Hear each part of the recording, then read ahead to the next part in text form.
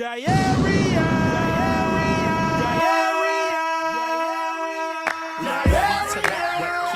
that? Tell the people that Phony Water is back. Like that? Tell the people that Phony Water is back. Like that? You are tuned into the W Show on Sideline Sports Talk Network and 100.1 FM, Kansas City. Live from Radio Row in San Francisco, California. Brought to you by Gates Barbecue, the Negro Leagues Baseball Museum, Dillard Zona Rosa, the Soul of Santa, Golden Gate Funeral and Cremation Services, and Wood Nissan. All right, back here live on Radio Row. Are you not entertained? I mean, we had a lot of guests coming through here, hanging out with us. And I mean, everyone said we've had the best booth. I wish they would do like a booth, like you rate contest or whatever. Booths at Radio Row. I think that we need to implement that. Like a $20,000 award. We talked about signatures from all Hall of Fame. We talked about a suggestion box. Maybe we should try to implement that. We can kind of start it ourselves. Food. Yeah. Booth winners. What else? And turn the air conditioning off. Come on, man. Come on, man.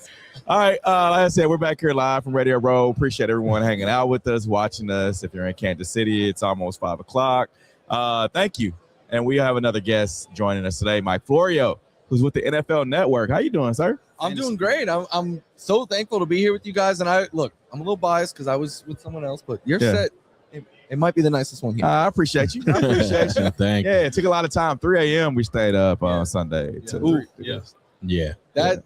it was worth it, right? It was worth it. I'm a Bills fan, so I kind of don't love all the Chiefs stuff, but objectively, it looks great. I think we should have had like a 13-second like little clock up there. The worst pain I've ever felt watching any sporting event in my life. You know what's crazy though is like when you see end of games and it'd be like 16 a minute left. It's over. They always kind of cut to that Chiefs 13 seconds. If the Chiefs can do it in 13 seconds, anybody can do it. No, I don't feel like that's the case. No, it was a one-of-one experience. Yeah. Like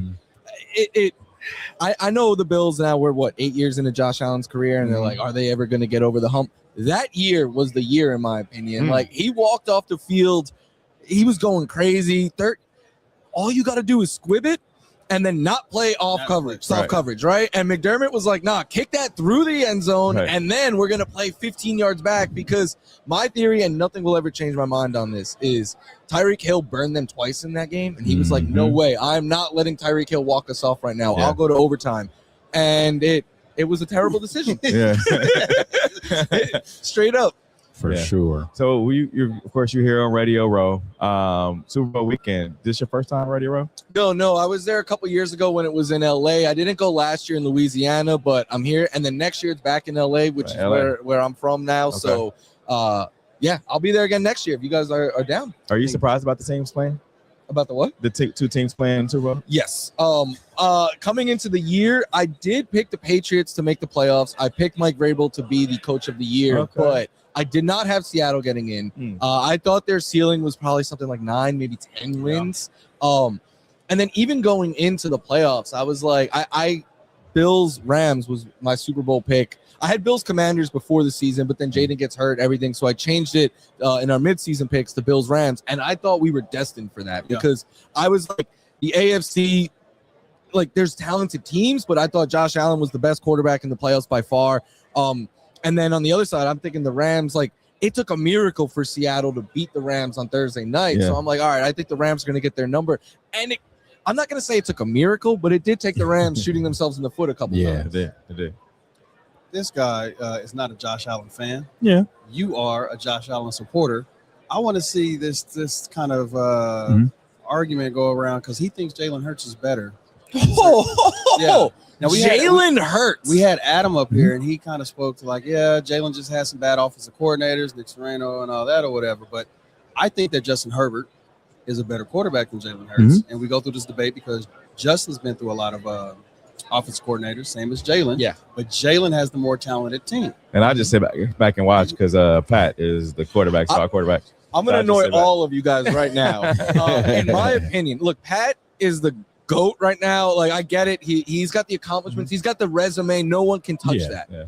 But I think if you gave defensive coordinators truth serum and you were like, who are the quarterbacks that give you the biggest fits to game plan for? I truly believe it's Josh and Lamar. because of their dynamic ability in both regards. I would give you that for the last 2 years. Yeah. And I Post think Eric Bieniemy. yes, I give you that. yeah. I think prior to that, it was undoubtedly Pat. Yeah. But I think Pat's kind of, I'm not saying he regressed, but the production hasn't been the same. Whereas Josh and Lamar the last couple of years have kind of stepped it up. Sure. Hurts, I think, is really talented, but I also think Hurts benefits from having the best roster in football. And maybe this year you could argue because the O-line kind of took a step back, but you have Saquon Barkley that you have to worry about. You have Devonta Smith, A.J. Brown, Dallas Goedert. And prior to this year, you had arguably the best offensive line in football. So I think he's really good. But in my opinion, I think Howie Roseman is the MVP of the Eagles because he I just could give keeps you that thing going. I can give you that going. because he does that with the contracts. You know, the way he pushes the contracts out, he does that.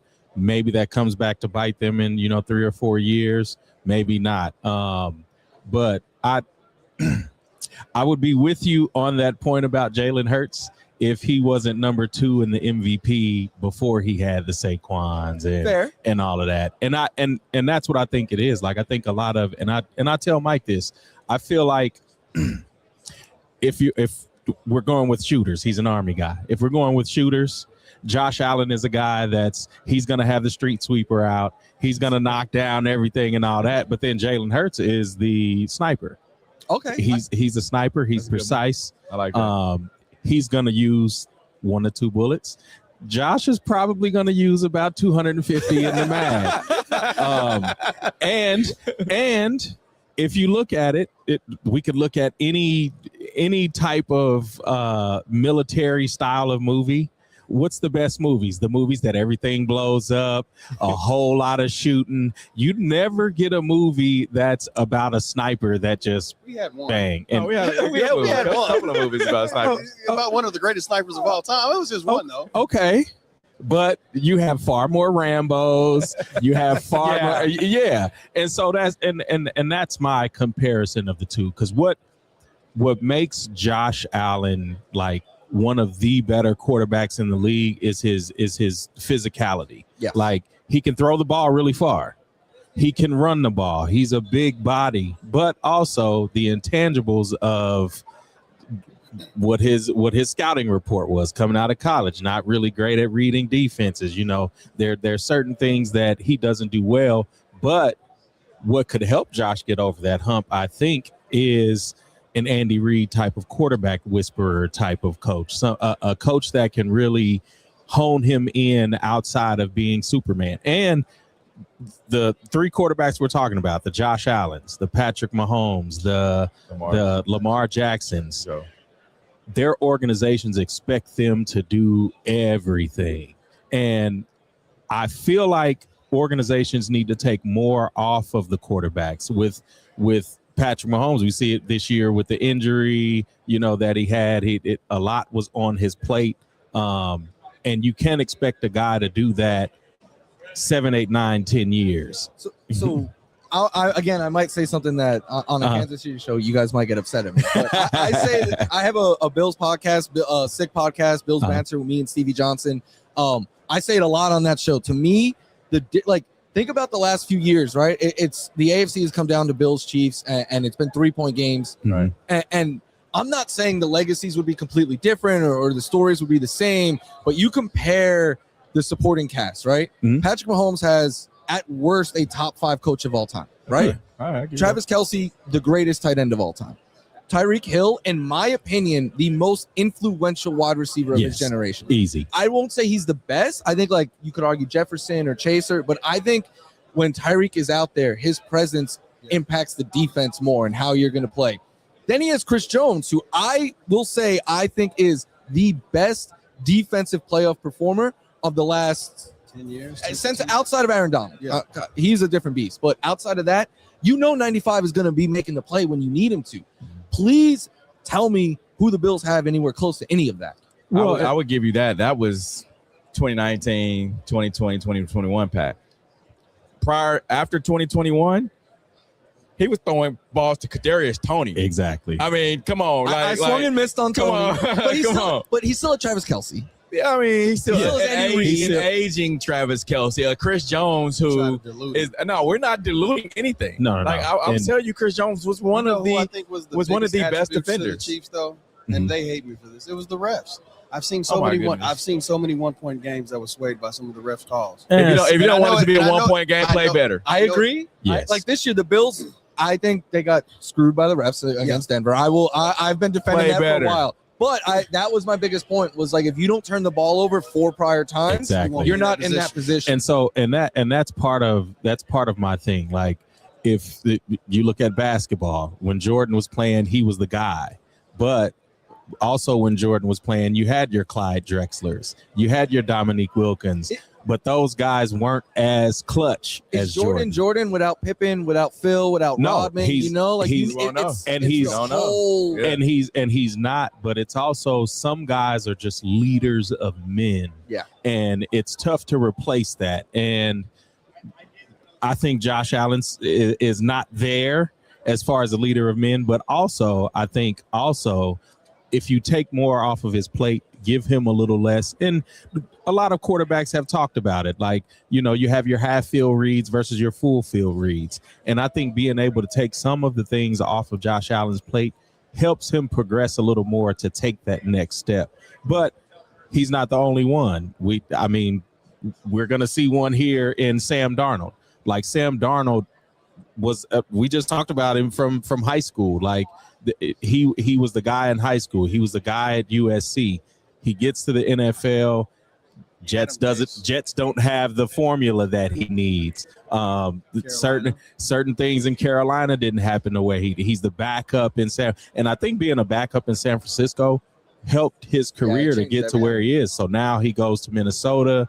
He has a little bit better of a nucleus around him. Yeah. And so I think that's what it is for Josh Allen. I mean, because Josh Allen has Stephon Diggs. Stephon Diggs helped this guy get to the Super Bowl. Like there's certain things that there's just certain combinations that you need. I agree with you that I think Josh needs to. Am I allowed to curse on the show or no? I think he needs to be an a-hole more. Like I think he needs to hold guys more accountable. He needs to get in their face, get angry. He's one Tom of the guys. Brady. He's too nice. But I also will argue, I don't think any quarterback is asked to do more than Josh Allen because he's putting up MVP type numbers with his arm and with his legs. And there were years where he would be leading the Bills in rushing yards and rushing touchdowns. And you don't need that. And on top of that, in the last 6 years, in their playoff losses, they give up an average of 31 points per year. Like to have to score 32 or more just to have a chance of winning, you're putting way too much on that pressure on that side of the ball. And that's and so that's what the inverse of a Jalen Hurts or a Sam Darnold. Like you take the pressure off of them by building that defense, so you don't have to. Your guy that was just over here, he's like, the Bears are their defense is not gonna stop anybody. So their defense is gonna give up 51 points. So they hope Caleb Williams, puts up 51, 52 points. And I think that's where the Bills organization needs to get with Josh Allen, like to be able to give him a defense that can get him the stops. So then it could be a low scoring game. So you don't have to ask too much of him. So then when it comes to that less than 1 minute left in the game, he could be the guy that you don't know if he's going to run or throw. Yeah. And so it's a tough thing to defend. For a while now, I've been like, just get Josh his own Chris Jones. I know it's easier said than done, but like when you hear these big name pass rushers are available, the Bills are always like, no, we're good with the guys we have here. And McDermott was always about having good community guys and guys that are, good clubhouse guys, and they would draft them and then pay them. And it's like I keep saying it this offseason, like the thing I hope Jim Leonard changes the most is you need some guys that the opposing team fears. They had that. They had that. They had Von Miller. Von Miller tore his ACL 8 games into that contract and was never the same. Yeah. So that was the hope with him. But you guys as Chiefs fans, right? Every year when it comes down to Bills Chiefs, is there a single outside of 17? Is there someone that you're like, this guy scares me? Maybe James Cook. I think it's always Lamar. James Cook. You could say Gabe Davis because he killed the Chiefs. He killed you guys that one game. That was a game that mattered. Yeah, it was. That was a game that mattered. So don't say that. That was the 13-second game. It was. Yeah, that was 13. I would say if there's Stephon Diggs when they had him. You guys always shut down Stephon Diggs in the playoffs, though. Yeah, I wouldn't say regular season we did. No. Because the other thing I think you got, and I'm giving you guys so much credit for this, you guys treat the regular season like just get us there and get us there healthy. Yes. And I think it is so smart. And I think more teams that are top of the table should act that way. Yeah. Why show your best hand in week 8, which the Exactly. Bills would always go all out to beat you guys. Yep. And then in the playoffs, it's like, we know what your best punch is now. You don't know what ours is. Yeah. Exactly. And I think that's what helps again with like the Jalen Hurts types of quarterbacks is like to be able to take that pressure off of him. You don't need to score 30 points, but if your defense can hold the other guys to 7, if you can't get 20 points. Can I ask you guys one question as Chiefs fans? So you played them both in the playoffs. Who scares you more? Well, I'm a Philly fan. Philly. I'm a So- 49er fan. That's Oh, the okay. Yeah. This is Who a cheat. scares you more? Josh Allen or Lamar Jackson? Josh Allen. Because you guys have Lamar's number for some reason. Yeah, Josh Allen. I mean, I think we had John Harbaugh's number. Okay. I mean, because you think about the games that the Chiefs have played, Lamar Jackson, he was killing them with rushing. Yes. Yeah. And then he goes and wants to match Patrick Mahomes throw for throw, yard for yard. And I think that's where teams kind of get their number. And in the AFC Championship game in Baltimore, it was like, why are you? Derrick Henry was running well, Yeah. like Lamar was running well. It was like, why did you? The Fourth second half plays, Derrick Henry sitting on the sideline. And it made no sense. Yeah. And if I'm a Chiefs fan, I would say Lamar Jackson because the couple of times that Lamar didn't make it, it's Mark Andrews not dropping a 2-point conversion. It's Zay Flowers on the fumble. Jarius Sneed. And Yeah. if we're gonna play the play better game. Isaiah Likely with the toe. That one, yeah, but in the Bills Ravens, the Mark Andrews one, if we're gonna play the play better game like we were with the Bills, like don't turn the ball over twice in the first half. Don't let the fumble go to a touchdown. Sure. You Yeah. put yourself in that. Yeah. And I get it. These quarterbacks can't be perfect all the time and stuff, but I'm going to tell you right now, I say it every year. My picks are always either the Bills or Ravens because I truly believe that those two are going to win a Super Bowl eventually. Mm-hmm. And I mean, I'm 0 for 8 now, but I'm gonna keep going with it. I think next year will be a better year. I hope. Last year after the Eagles won, I'm like, next year it's Bills or Ravens, one of them guaranteed. And nope. Yeah, because I thought it would be Ravens. I definitely thought it would be the Ravens this year, and I mean they definitely fell a lot shorter than I expected. They let the wrong coach leave the building. Yeah. The coach they should have is coaching Sunday. Yeah. Yeah. Mike, we appreciate you giving us some of your time, man. Appreciate you guys having Where me. can people find you? On Twitter, Instagram, at Michael F. Florio, NFL Network, NFL Fantasy, and the Sick Podcast, Bills Banter with Stevie Johnson. So lots of places to hear me talk. Fake football, real football, Bills, Yeah. anything you want to hear. That's Mike Florio. We'll be back here live from Radio Row with more guests. Appreciate it. I like that. The views and opinions expressed on the W Radio Show by the host, co-host, guests, and call-in listeners are solely the opinions and responsibility of the original source who expressed them. They do not represent the opinions of the W Show, 100.1 FM, One Kansas City Radio, Sideline Sports Talk, Team Wall Street Foundations, or affiliates.